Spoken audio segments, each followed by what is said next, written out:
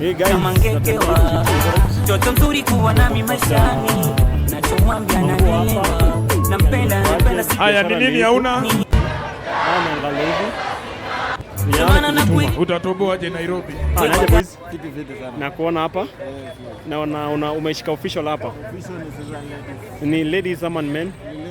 Ladies. Unadili na ladies peke yake? Niko na za men lakini ziko kwa shop. Za men ziko kwa shop.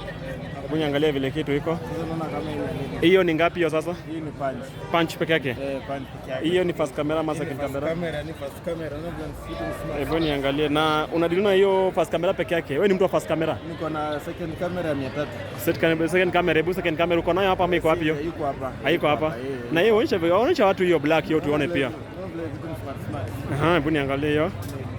Na size unazijua si ndio? Kila size iko. Iko size kuanzia kwa petit mpaka ile mumengo. Ile mkubwa mwenye amebarikiwa kabisa. Ile mkubwa iko. Na sasa ukitaka kukupata wanakupata wapi? Wananipata Market Plaza pale chini. Market Plaza iko na side gani? Iko karibu na Raya Supermarket na teremka chini. Raya Supermarket na teremka kidogo. Mlango namba 14.